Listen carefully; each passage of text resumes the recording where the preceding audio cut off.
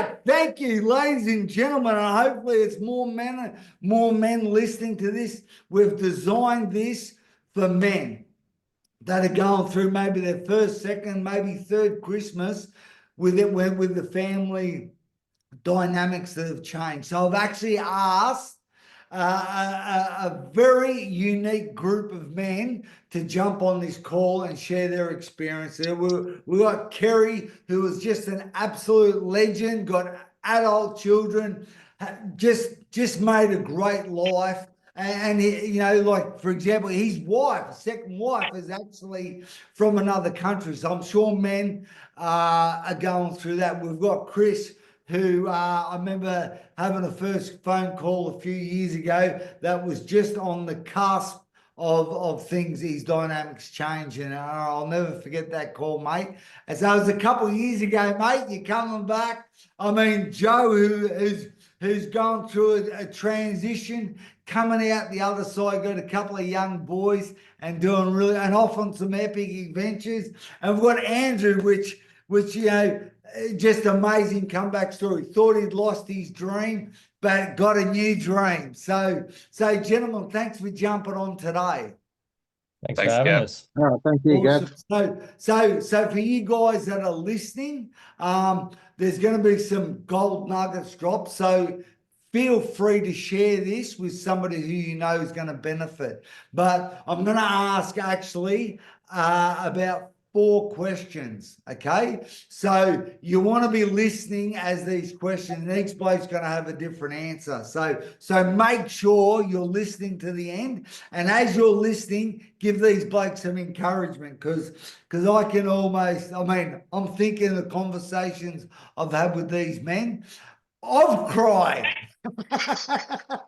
I've laughed. So you're going to hear it all. So, and I mean, this is the other thing. This is what we're making is for men to be able to share with other men that they know, because we all know going through, situations after divorce, separation, the lone wolf is a common thing. So we need to help each other, So I suppose briefly, can we just sort of go around these series of questions? And then probably the first question I'd like to ask is like, when that first Christmas or after, you realize, man, my dynamics have changed. I'm living on my own. My family's gone. What was that like?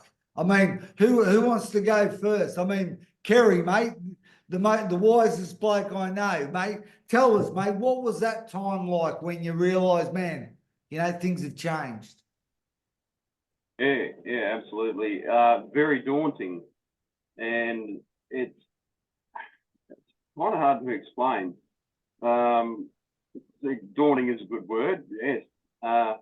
So you do feel somewhat alone. Yeah. I know you've got other family apart from your children, or most men do, but to experience that first Christmas day without your children, when you've had your children there before, is quite, well, it's unique, it's different, and it's so mate, that sorry if I can interrupt that. So how long were you sort of separated from your family before that first Christmas?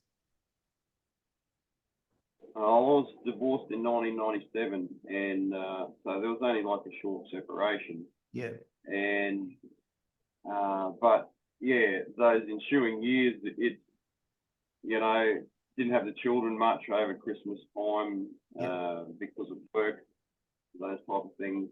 But also, there was some times that were shared, and so we chose days, and those days were difficult. Yeah. There's no, you can't sugarcoat it. It is difficult. Yeah. And to go through that, absolutely. But there is light at the end of the tunnel, as the saying goes. Like it's that when this first begins, it feels like you're at the start of a tunnel and it's dark. You can't see the other end. You can't see that light. But you just got to keep moving. Every step you take is a step closer towards the light, getting to the other end of it and getting out of it and starting a new life. So you've just got to keep moving in the right direction. And as you said before, you know, surrounding yourself with good people, good men, those who can sort of go into bat for you, ones who are going to encourage you and lift you up. I mean, it sounds simple, and it is, but doing it, as we said before, you know, it's like we oftentimes want to lone wolf it, you know, and that's one of the worst things you can do. You know, get some mates around you and just enjoy their company, you know, when you don't have your family around you.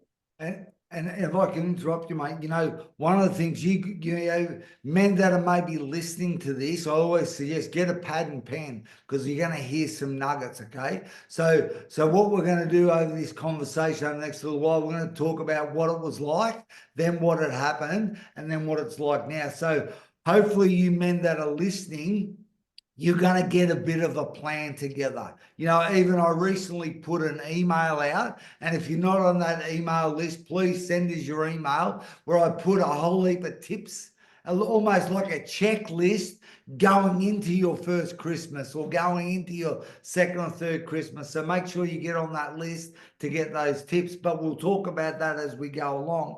But that's what I want, every man to have a plan going into Christmas. So thanks, Kerry. So Chris, mate, how long did you get separated before your first Christmas? And what was that like?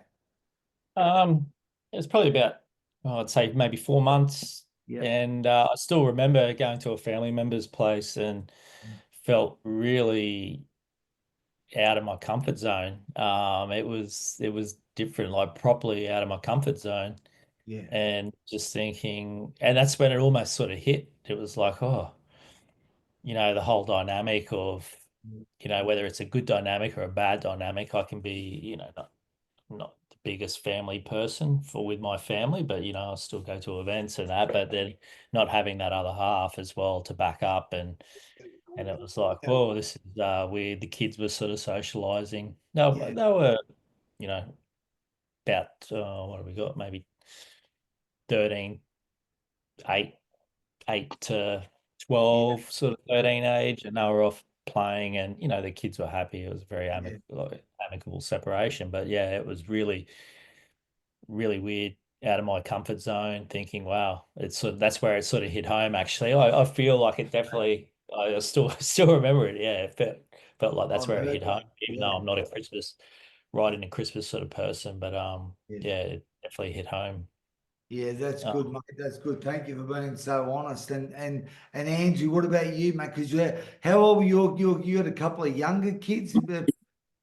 Yeah, so they're 7, 10, 13 now. And I think it was three years ago when we went, or 3 and a bit years ago, we went through separation. So it was, I mean, the youngest would have been, I would have been nearly 5 for the first Christmas. So obviously a magical age still for Christmas. And for me, like many, and similar to what Kerry said, yeah, probably that feeling, I think the feeling of being alone, or probably the impending feeling of being alone, I think was probably the worst for me.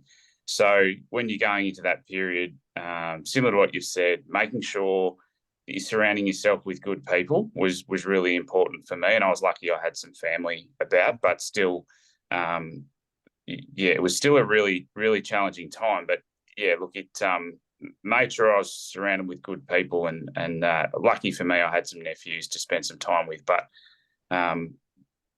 yeah, I just remember probably like, and I think that's the thing too. And a really important point I'd make is, I mean, we're reminiscing of a few years ago, and some of these details were really like, they were raw. They were really, really raw. They felt unbearable at the time. Okay. Like for me, it was horrible.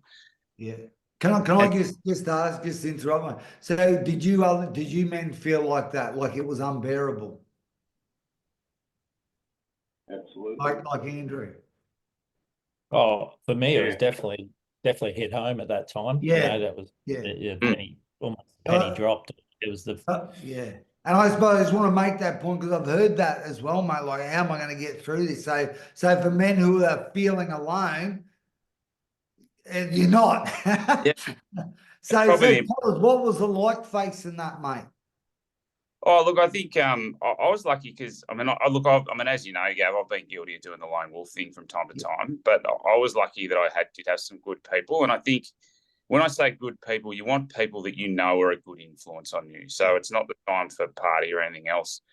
Yeah, working through that period, and I think I think it's something that you said, or one of the other men said, was really around like when you can't see light at the end of the tunnel, just take the next best step, and I think that's a really key point through here, doing the best that you can through that period. So, yeah, look, just work through it. Really, did best they can to spend some time with some family and probably good friends as well. Making sure I wasn't physically alone. But probably the second Christmas was probably nearly the hardest. Okay, well, tell us about, yeah, I'd love to hear about that because what well, I want us to almost like what we've talked about, even in the 5-day man challenge, like on that first day, we talk about what is the enemy. You know, and is it lone wolfing? Is it distraction? Like, what is the enemy? What tell us about that second Christmas? Probably the second year was harder for me. The first year was still in the old what was the family home. So there was that feeling of comfort, nurture, safety. Whereas the second year, I was in a rented house, or near to being in a rented house, and hence, look, at the time I ended up going and staying with my brother and his family. He had 3 young boys. So, and I'm in there a good relationship with them. So I suppose focusing on those other relationships was a massive plus for me, Gav. Just, making sure you're surrounding yourself with good people with a good positive influence, because I know we will have those friends that they're a lot of fun to be around, but sometimes they're not the ones that are reliable that you want to build new build new memories with, I suppose, around your kids. Right. And I want to get to what I want to do. I want to talk to Joe and ask him what was it like that first Christmas, that separation. But then what I want to do is like I said, I've got a series of questions here. I want to get to what you would suggest, tips, knowing what you know now. Okay. So you guys that are listening, get a pad and pen ready. So Joe, mate, what was it like for you, mate? Okay. Well, my first Christmas, after separation, I probably had a good 12 months of separation because I was first separated just after the Christmas beforehand, you know. So, look, at that point in time, my relationship with my ex-wife was quite amicable, actually, to be honest with you. And we were able to just to work out like time sharing with the children. I guess it sort of also did work well in my favour. To my family's comes from Europe, you know. We traditionally celebrate Christmas on Christmas Eve, whereas my partner's ex-wife's family, you know, has always been a Christmas Day traditional Australian thing, right? I had the children on Christmas Eve, and then just swapped over on Christmas Day. Christmas Day myself, I was at my brother's house, which is close by. It also turned out to be, that was probably the first Christmas in my entire adult life as well, where I was actually went through Christmas being sober, which was very very very different, actually, you know. It was, I did miss the boys running around. I had young boys as well. My boys are at the time, they were 4 and 6, you know. They're really young, you know, and again, that sort of magical sort of time for them. So I just remember actually, just going to my brother's place. We had lunch there, prawns and whatever, and you know, and I was, like I said, I wasn't drinking at that point. Everyone else, you know, after the Christmas lunch, the typical things, everyone crashes out on the couch and has a nap and watches bloody Chevy Chase movies or whatever, you know. Mate, I ended up just leaving and going home, and instead of I actually enjoyed just a bit of a house to myself, just just that alone time, and I actually use that time just to think about the future. You know, just it was like one of those real deep. I remember it pretty vividly, actually. It was like one of those real deep moments where I just I said, no, look, I'm not going to let myself bloody get beat up and upset by this. I just thought, no, how can I bloody better myself? How can I just thought about my family, my children. how can I improve how can I play the cards that I've been dealt the best that I can, you know? And, you know, anyway, I just went through some quite deep thinking, you know? Yeah, that's how I spent Christmas Day. It was in a quite, you know, positive sort of mindset. Yeah. Yeah, and I suppose that's yeah, it's good because I think and that's a testimony to you, Jay, your character, because a lot of blokes, like you say, will try and wipe themselves out, distract themselves because the pain is too deep. And like Kerry said, I've listened to other men in the last little while say, yeah, that first Christmas is like, whoa, the dynamics have changed. And that's what I want you guys, you know, what I want to ask you, because I want everyone to have a plan going, you know, you plan for, you know, no plan is failure was waiting to happen. So we want to get a plan. So gentlemen, you know, that's what I want everyone to get from this. So I want to ask you now, like, knowing what you know now, like, what would you tell the next guy going to his first, his second, his third Christmas, you know? Because, and the thing that I want our listeners to hear is we get an opportunity to actually create what we want. For a lot of the times, you know, like you men have heard me talk about, you know, if you don't create your culture, it will be created for you, not necessarily how you want it even. So this is the opportunity. It could be the best thing ever to actually create what you want. So now, men, we're a little while in. We've had a couple of Christmases. Like, what's a tip you would give the guy going into his first Christmas? Kerry, what about you, mate? Yeah, well, there's plenty of good advice out there because we stand on the shoulders of those that have gone before us, and so there's plenty of you know, situations, information to draw from. But I think some of the things, just one of the main things I think is that you can't allow yourself to become bitter. Yeah, because that's going to eat you up inside. yeah, And you'll have a miserable Christmas if you allow bitterness to creep in. yeah, And that's going to affect your relationship with your children Yeah. and your ex-wife too, of course. It's not going to be helpful. Yeah. But yeah, going into that first, second, third Christmas, it, you know, to me, it was pretty dark because I was still in not a real good place then. But it doesn't have to be that way. No. It certainly doesn't have to be that way. Yeah. Just, you know, as that tunnel scenario. At the beginning of the tunnel, you're stumbling around in the dark. You can't see any light.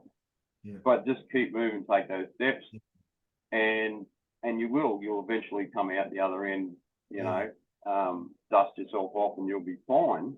All right. And it's easy to say that. It is easy to say that, but and as we all know, it's difficult while you're going through that. So your suggestion would be is forgive, let it go. It's in the past. And just on that point of forgiveness, and because it took me a while to come to that point, because you know I was really cut up about the whole situation. My 3 children, the youngest was 3 at the time. There's only 19 months between them, so and it was, you know, extremely difficult. But one of the main things is that in forgiveness is that forgiveness is because you can't forget, right? People say forgive and forget. That doesn't work because you can't forget, but you can forgive. And the way to forgive is you don't throw anything back in that person's face. Yeah. You don't bring up those old wounds and open them up again. That's true forgiveness. Yeah. So you just move on. Yeah. It's easier said than done, like everything is. Yeah. But it will come to you. Yeah. Just got to focus. That's good. Yeah, I don't know any children that like to hear negative things spoken about their mum or their dad. That's one of the things. We've got to forgive. The relationship. And it'll turn on you if you do that. Yeah. It absolutely will. That's good. Chris, mate, what's your best tip, mate? Learn knowing what you know now. Yeah, Kerry brought up some awesome points there, but I sort of it's a Christmas, this whole time, it's a weird time. There's lots of stressed out people, there's lots of people relaxing. There's so many different dynamics at play. And you got to assess where you're at mentally and everything. But I think it's an awesome time to reflect. I suppose if like people got New Year's resolutions and they can go in there and they can just throw a resolution out or whatever. But lots of awesome things can happen. People are in different moods or different, everyone's got different mindsets, so they can play and you can reflect and really reflect on where you are right now, take where you want to be, rekindle relationships. Everyone's open, and like Kerry, people are all in that mood to forgive and forget, or not forget, but there's lots of things that can happen, and I think it's a good time to reflect on where you've come from or where you want to go.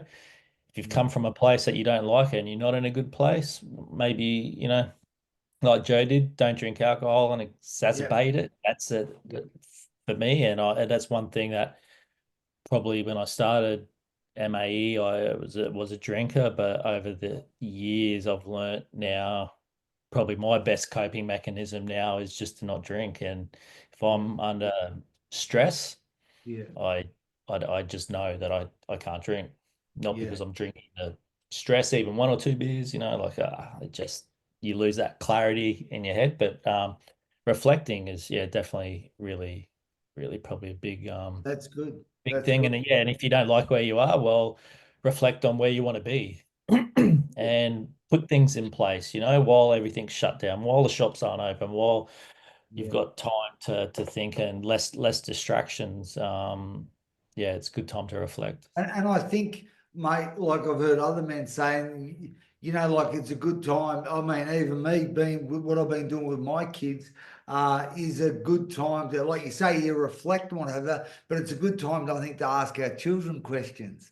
Hey, what do you want to achieve this year? Or what do you need to let go of? What do you need to clean up? Just hey, it didn't work. What's next? It's a good opportunity. I think it creates good conversation with our kids, our loved ones, and whatever. So, mate, thank you. That's good. That's good. And what about you, Andrew, mate? What's a tip for you? Going into a Christmas.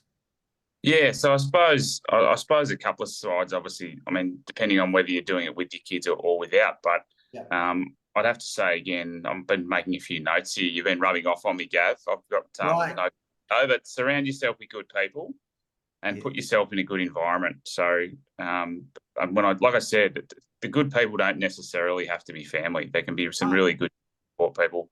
I think the big one for me was thinking about what I enjoyed as a kid, like what was Christmas for me as a kid. And some of that was just the togetherness. And I suppose what legacy do you want to leave in your kids around Christmas? Like, what does Christmas mean to them and what do you want to create for them when you've got them? And then I suppose when you don't have them, what is it that Christmas is to you, to make sure you have, like, you do experience that yourself. So, like I said, making sure I am around good people and feeling supported and everything that comes with that. And that works when you're surrounding yourself with good people, not when you're trying to do the lone wolf thing. I'm similar to Joe. Like, there's times when I enjoy a couple of hours where you just want to recharge the batteries, but you want to make sure you got good people at arm's length that you can be surrounded with absolutely. And I think that's a good point. With the family dynamics have changed, because unfortunately, like I've heard a lot, and you blokes would know better than me, when you go through maybe a separation or a divorce, people just naturally pick a side. Or they don't know what to do.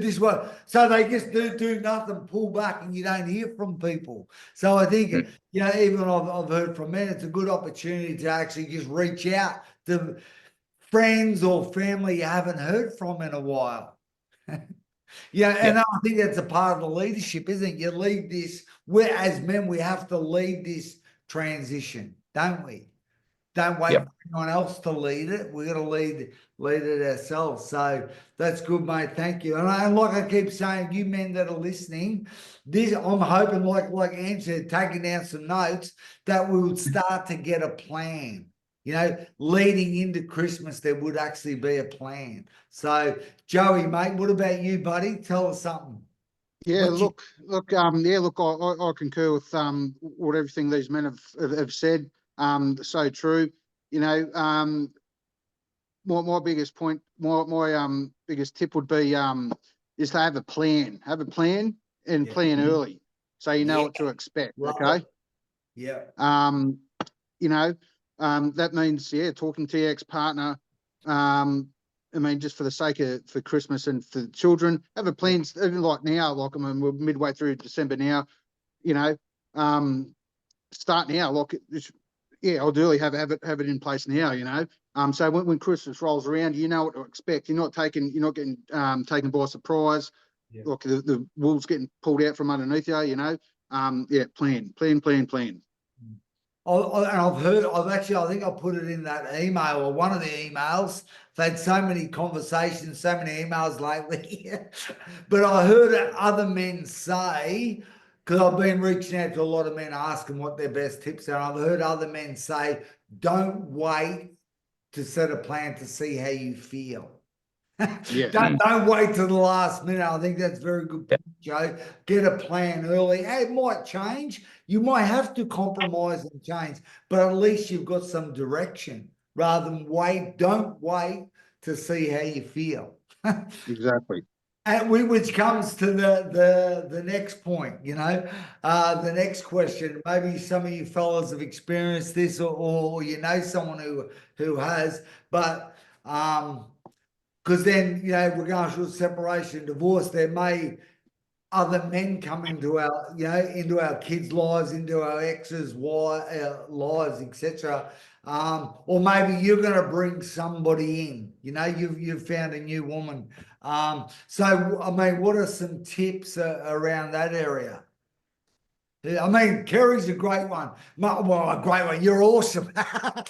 Bloody Casanova you are. But I mean, mate, and that's the reason I ask you, because you've got an amazing marriage now with a woman that's, from Vietnam. Like, how's that dynamics? That's a totally different dynamics.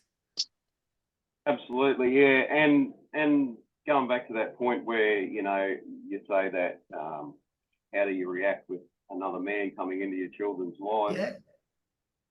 I can tell you, I struggled severely with that. Yeah. That was probably one of the first things, beside the divorce, that affected me severely. Yeah. At that stage, he wasn't such a nice guy. Yeah. He's okay now. Yeah. But it really, really hit me hard, that did. And again, it was just like, how am I going to deal with this? What's the best course of action? Yeah. What do I need to, how do I need to hold myself? What do I need to do to keep myself together?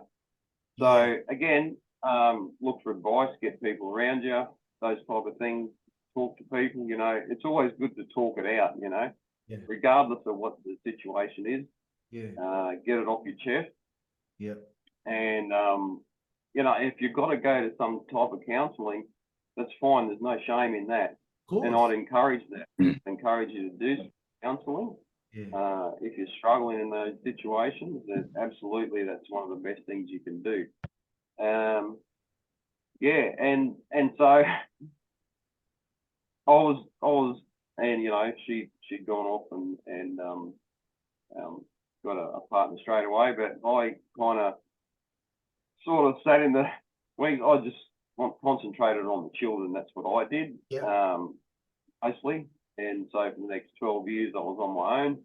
And while the kids going to school and sort of bringing them up till my youngest daughter was 15, and very fortunately, and my wife would tell you, if you asked her how we come together, she would say, well, God brought us together.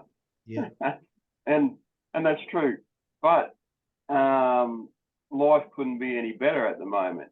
Yeah. And, you know, meeting this wonderful woman, and just as your previous interview with Pete and Cheetah, Yeah. and Cheetah talked about not bringing that new partner into your personal space or your personal home straight away. Yeah. Get your children to meet that person in a different environment. Yeah. Which I thought was good advice there. Yeah. And that kind of happened with me, but it wasn't kind of planned that way. But we ended up getting married in Vietnam, and took my two girls with me. My son didn't want to go because he was a bit scared of flying. And so I took those my two daughters with me, and my ex-mother-in-law and a couple of mates, and come along to the wedding. And so they got to meet her in that environment. Yeah. Yeah, out very well. And my youngest daughter had his birthday in Vietnam, which was really special too at the time. So all these things, again, it's a step-by-step process. You know, you can't go in leaps and bounds. No. It's just small steps. But it was another 12 months before my wife could move to Australia, and that's another long story. But so there was that time of waiting, and during that time, it actually gave us, because my two daughters were still at home, and so that gave us some time together to talk about, you know, the new relationship and those type of things, and it was really good, and it's worked out very well. And I think, mate, if I can interrupt there, that's that's a gold nugget there. I think, like, men, we've got time. We've got time to create what we want, to create something new. We've got time, like you say, to process. The last thing we want to do is try and rush the healing or rush the change. I think that's a very good point, mate. Thank you. Yeah. So go. Were you going to say something? Oh, that healing does take time. Yeah. And that time is a great healer. Yeah. And, and you get to, you know, spend many nights alone, you know, and some really dark ones. Yeah. And I encourage men who do this to, you know, just well,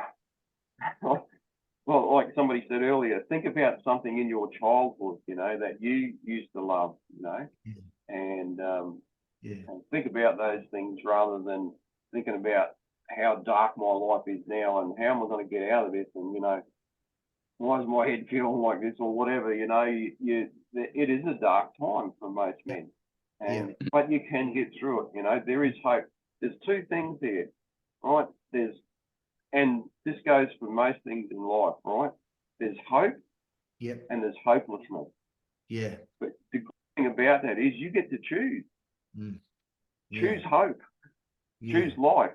Yeah. You don't have to struggle alone either. You know, as I said, there's plenty of help. You know, there's helplines, there's counselling, there's you know, there's your good friends, and but choose those good friends as I think.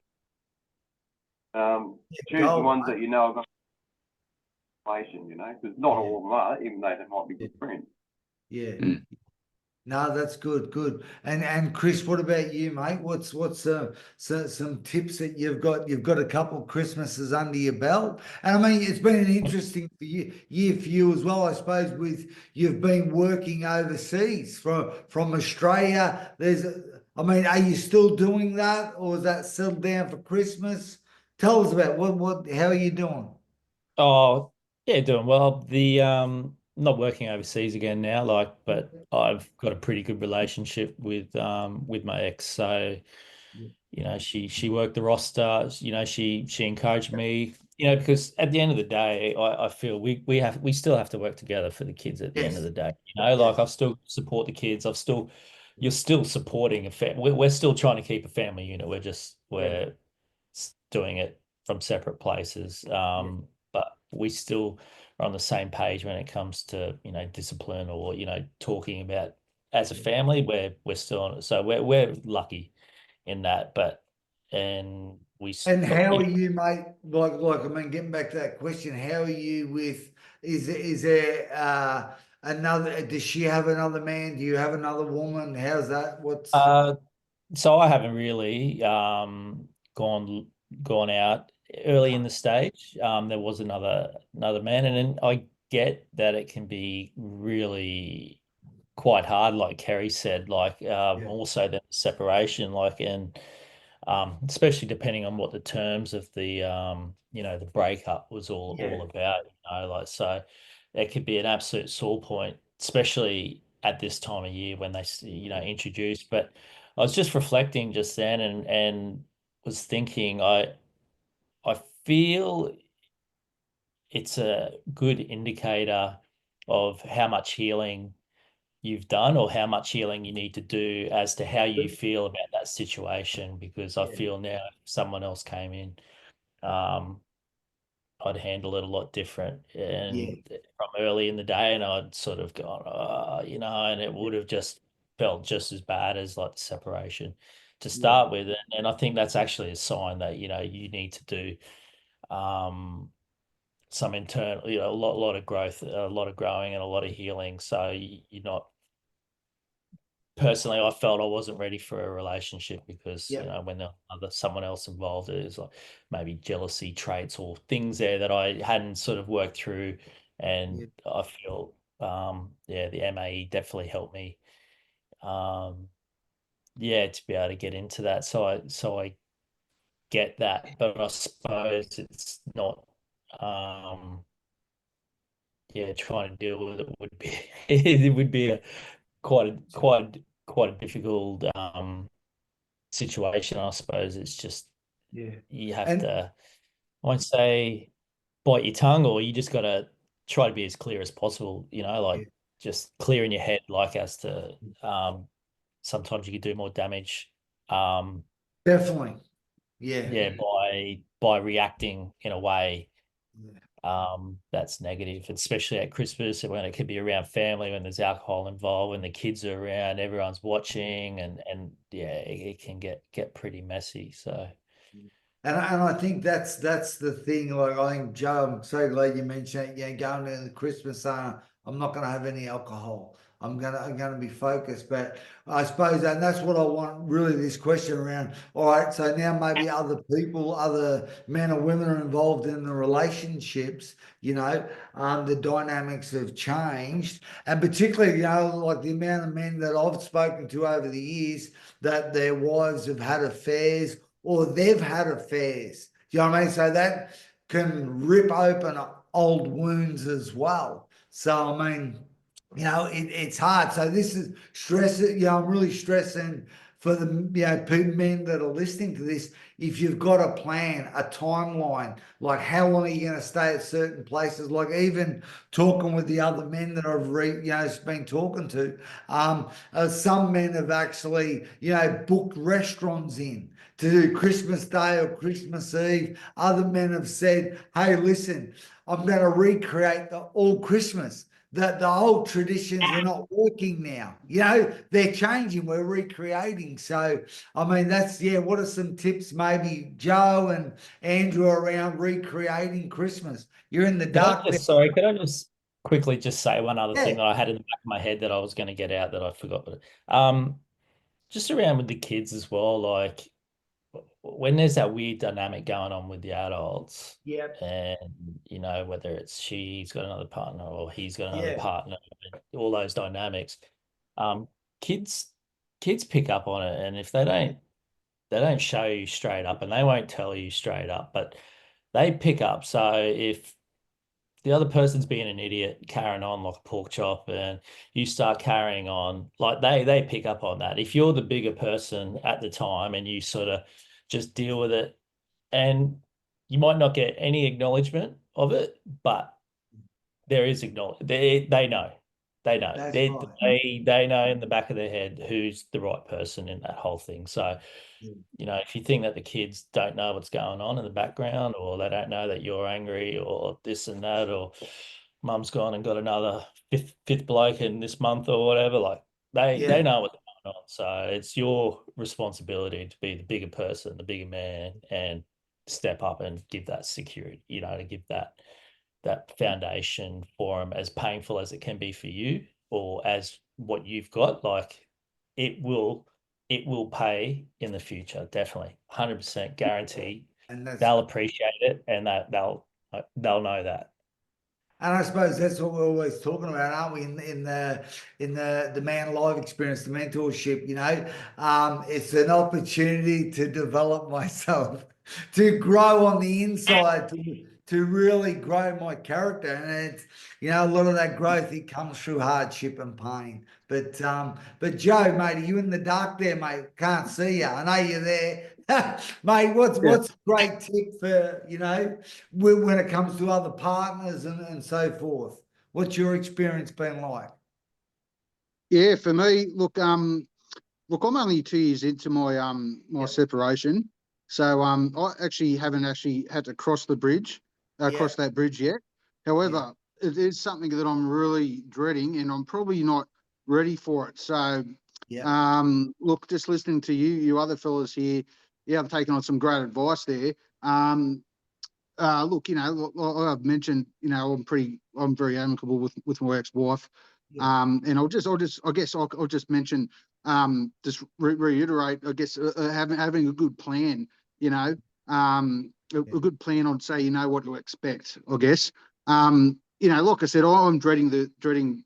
Well, I don't think it's going to happen this Christmas where she'll she's seeing somebody at the moment, but I don't think they're, you know, quite solid enough to have Christmas together. Or I don't think so. I mean, like, entirely, you know, like, I mean, I don't have to say, I will say, you know, just that thought of, you know, your children with another man and possibly his family having fun together, and you're not there. Of course, it's going to bloody eat you apart.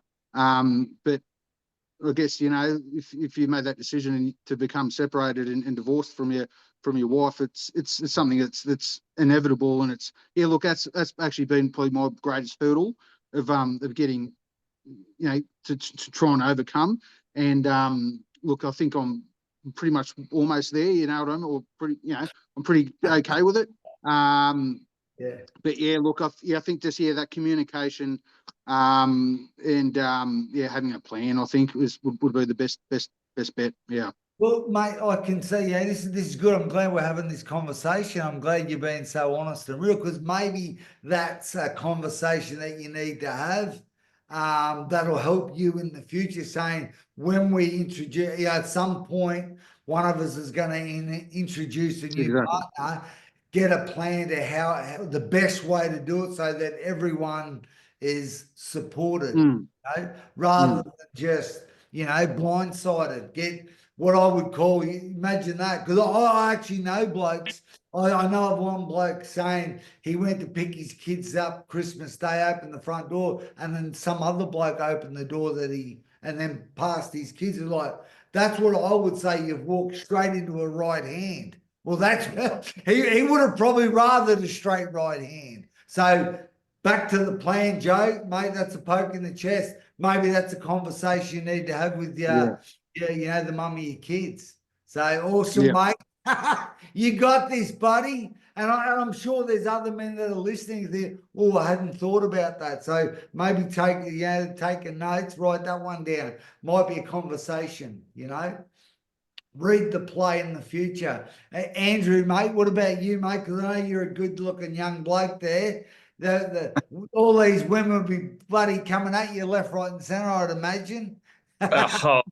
Nothing further from the truth, Gav. No, look, I think we haven't been through that period yet. And look, for me, it was something that I was preparing myself for early days, and we haven't been through that yet. But so I'm probably similar to Joe. Like, I'm not aware. Like, we're in a my co-parent and I, we're just not in a great space. We don't communicate on those sorts of things. So really not aware where she is up to in that space. Look, I think I'd just like to reiterate probably Kerry's point, if you're going through a really tough time, there is like help or asking for help is the most courageous thing you can do. So I just probably want to reiterate, like chatting to a counsellor or a psychologist through any of these really tough times, I think for most has been a critical part of their healing through the period. Certainly was for me. I think for me, the thing in that space, I think I just continue to tell myself what's best for the kids and having a plan. So if you're in a situation when you're not comfortable or the kids are not comfortable, you can get out of it and go somewhere else. And something that someone always said to me was always that you are the only dad those kids have. So I mean, I think as men, we feel threatened, and just make sure that the relationship you've had with your kids is the one that they'll always have. So, I mean, we've had Christmases where the wheels have fallen off in the way that we've had plans. I think for me, it's making sure we are around family. We had one Christmas that was planned, and we ended up with COVID, so it was the COVID Christmas. The kids remembered as the COVID Christmas. And also another one where we had plans where other friends were coming and they ended up with COVID. We ended up quietly doing stuff on our own. So reiterate what Joe said, have a plan in place is the best way to go. Even I think I put it in one of the emails during the week about a checklist to have a plan. And I think I said, have a plan A and a plan B. And maybe even a C you probably should have. And I think, like talking to a couple of blokes as well, different men, different advice around Christmas. Because and I think Cheetah was one of those fellas where he was talking about, throwing money at kids and trying to buy because people do, particularly when they've been hurt, think, I just got to throw money at them. And it can be a challenging time, maybe your first Christmas, if you've had to get another property, another house, etc. It can be hard on the bank balance and stress and work and what have you. But I think a great tip is to just get gifts that you can do with kids. Like activities, mate, kick a ball, a tennis, you know what I mean? A skipping rope with girls. I mean, there's, there's so many things, there's so many adventures we can do that actually don't even cost any money. And you're actually doing it with your kids. And I think I've heard that a few times. And ultimately that is creating something new, isn't it? Rather than some men maybe in the past have got a certain thing they've done, but it's an opportunity to create something different, better, better. So the old thing, kids spell love TIME, don't they? Like that's all they want. They want the time. They don't need it. That's all. right. That's right. And And just to add on to that as well, because I know there's going to be men that are going to hear this, that for whatever reason, they're not going to be able to see their kids. Maybe they've seen their kids for a while. And this would be a suggestion from me. And I think, if we can write letters to our kids and we can post it. Do you know what I mean? And for me, what I love I'm always drawing pictures. I'm not an artist. I'm not even a good drawer. But if I draw a picture, almost like I get down to like, kind of like their level. I'm more like but they can really identify, and it's special, I think. Even for the dads who can't see their kids, man, you can do stuff that you can send to them, that's meaningful. But absolutely, we can spend time. That is the ultimate. And be present. Nothing worse than you see men with their kids and they're on their phone and they're talking to someone else and their kids, they're there, but they're not there. So, but gentlemen, this is good. So everyone knows somebody going through a divorce, a separation, maybe time without their kids and stuff. What is it you wish that you had? You had mates that you had that could. Well, what's the support now you wish you had that you didn't know at the time? I suppose this question is for men who know men going through it, because we've got that Facebook group, Men's Advice, which this will be posted in as well, and I want to create that, like you mentioned, reaching out for help. There's going to be a lot of men in there that need help, and there's going to be a lot of men in that group that actually have been through it. So, yeah, by all means do a post, but what would be something you wish you had from a mate going through your first 1 or 2 Christmases? Who wants to go first? Who's got something? I think I would like to have been asked more questions from those closer to me. Yep. And, you know, a couple of men to get alongside of me and, yeah, not to go out drinking and stuff like that. Just get alongside of you as a mate and, you know, just check in, see how you're going. Just go and do something. Yeah. You know, go for a walk through the bush, whatever you know, you'd like to do. Yeah. But and so if you know somebody who's going through that, get alongside them, just ask questions. Yeah. You know, I've recently you know, been through that a little bit with another guy too. So and you've got to just, you know, ask questions, ask quality questions like Gav does. Get in there and just be available, and availability is one of the biggest things, you know, and you talked about your children too, being available with them, being present, you know. Ask them questions, ask them lots of questions. And I think, can I finish with a happy ending? Mate, so there's like, I mean, there's a couple other things first. I think don't be in a hurry to get into another relationship. I've seen plenty of men get into relationships like straight away after they've been separated, not even divorced yet, and they're straight into another relationship, and it turns into an absolute disaster, and then another disaster after that, and so on, and it just compounds. So don't be in a hurry. Like, get yourself sorted first. You know, nobody wants to carry somebody else's baggage in a relationship. No. Just get yourself sorted before you get into another relationship. You know, be wise about it. And again, you know, with the children, writing them a letter, that's a great idea if you don't get to see them. Kids love that. They love that sort of stuff. You know, don't send them a text or a email. Actually, get out and write on a piece of paper and post it in the post so they get it in the mailbox. They would love that.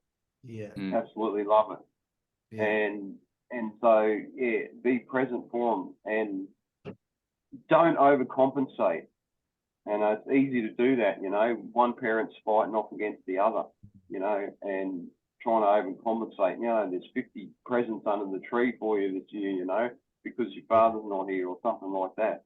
No, don't do it. That's the worst thing you can do. If you want to give them something nice for Christmas, buy an experience. I used to love doing that. Take the kids out for an experience. You know, take them to a theme park for the day. Not, you know, a heap of plastic toys are going to be broken the next day. Give them something they can remember. You know, that you spent the day with them, had fun together. You know, enjoyed each other's company. Buy them an experience. And that goes a long way. That you're creating family memories together, you know. That's right. Even though in the separation, you can create those special memories. And finally, I'd like to say that, you know, life's good now because I even have Christmas time with my ex-wife and her husband and family. And we all get together like, you know, it's just like one big family. And to me, to think about that even maybe 10, 15 years ago or 10 years ago or something like that would make me shudder, you know. I do that. But, and I found that, and it comes back to that point of forgiveness too. And I specifically made a point way back then to forgive and to seek forgiveness. So, and in 3 different ways I did that. So I wrote it in a letter. So I actually physically wrote it on paper. I did it over the phone and I did it in person. And it's up to that person then to forgive you if they want to forgive you. or accept your forgiveness, whichever the case may be. Yeah. If they don't stress about it. You've done your part. You've asked for forgiveness and you've forgiven as well. Yeah. So, you know, there's two people in a relationship. You know, we can say all we want about the other person, but usually it comes down to, you know, it's probably 50-50 fault, you know what I mean? Yeah. Not just all one person. I'm thinking back over the years and I'm thinking, yeah, I made a lot of bad mistakes. Yeah. And I wasn't the husband that I should have been, should have been. And so, yeah, things are different now. My wonderful wife, and we all get along. As I said, we all get along. It's a miracle.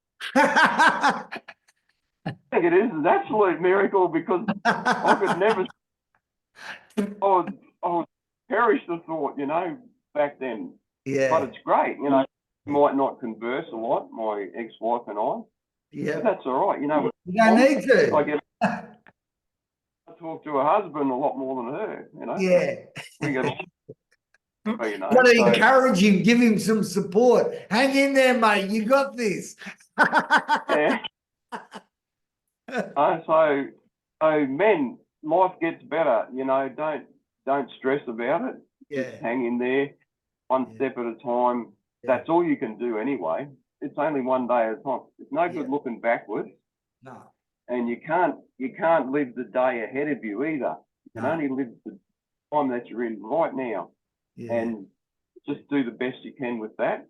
Yeah. And you know, it'll all work out. It always does. It'll work out. Mate, and it's getting better and better. So that's good. So gentlemen, who wants to go next? What how can a mate help a mate going through it? Who's got something? Probably just being I'll probably just being present, Gav. Like I think there's been times with all of us in life when whether it's been a mate going through this or a friend going through a loss and certainly similar. I mean, when I was chatting to a counsellor at one point, they said, look, any of these things, like the grief process takes 6 months. So the thought of getting into another relationship after separation within 6 months, it's a pretty dicey space to be. But just like when I went through separation, he come around. He sat like he just come around with us every night for the first week of 10 days, and then I wasn't there that place that much. When I wasn't there, their kids asked me where I was. So just make sure, like, just get around it. Make sure that they're feeling supported. I think for me, when I was in that space, I felt like I felt like I'd failed my kids going through separation. And I had a couple of mates, one in particular that I respected both as a man, what he'd achieved in a career and as a family man. And he said, look, Stepho, hold your head up high, mate. You've done your best. And the strength it gave that was huge for me. Like that got me through some of the darkest times. And even then, like I would have, like when it was really tough, like I would have spoken to him might have been only once a week, but another mate that was there, he was there every day. Catch up for tea, you drop round for a beer, and just let them know that you respect their journey. Like you're doing well, mate. Like just, and probably too, I had a mate going through something very similar recently, and he was in a really dark place, and it was a point where he opened up to me about how bad it was, and it was a case of I said, mate, will you make sure you're there when I ring you in 12 hours time? Like it was that simple. It was you tonight, you make sure you're there on the end of the phone and just follow day to day, and he's in a better place. So just be there. Just ring him. I mean, it doesn't need to be a heap of time. It can be a text. It can be a call, but just don't be in that headspace where you think, I mean, I've had times where I'm just like, I don't want to contact him because I don't know what to say. Well, it's as simple as how you going, mate. It's as simple as touch base. Just reach out. Just do that as a start and talk from there. So, and I suppose every single one of us can be that guy. Hey, listen, I'll check in tomorrow. Let's do something tomorrow. Something to look for. Make sure you're there tomorrow. You know, every man can do that for another man.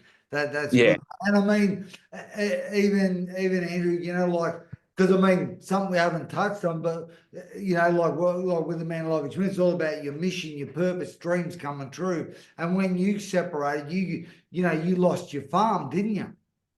Yep. And Yep. a couple of years down the track, you got your dream, you got a farm again. So, man, Yeah. how does that feel, mate? Look, I think going through that process, I had people tell me, look, it will get better. It will get better. Just trust me, it will get better. And I have to say it again. If you're in that space where you're like, I just can't see a way through, it does get better. Like, I mean, look at Kerry, look at Joe, and look at Chris. Like, we'd all say the same thing. It gets better. Like, when you're in the deepest, darkest in any of that period, you cannot see a way through. And I can assure you, as a man that's been through it, it will get better. It will definitely get better. And I know, someone else I know told me the same thing, you, Gav, that it would. And look, I know, like, trust the process. Just keep chipping away, work in the right direction. It will get better. It simply will. You just got to keep chipping away. So, yeah. Go. And what about you, Joe, mate? What do you wish you had from a mate, Yeah. or what advice you give to him? Yeah. Mate, you know someone. Yeah, look, I guess you also really need to gauge the personality of the person that you're sort of checking in on. So me myself, like, I'm not really much of a people person, you know what I mean? Like, What are you I talking sort of about? like being, I love you. yeah. Oh yeah, look, I love you, man. Yeah, look, I love you all, right? But no, I'm just saying, you know, like, I like my alone time. You know what I mean? Like, I don't have to be around people all the time. And I actually get me personally, yeah, I'll get a little bit annoyed if people say, "Oh, how you going, mate? You okay? Is everything okay?" You know, look, it sounds like my bloody mother's on the phone. You know what I mean, kind of thing.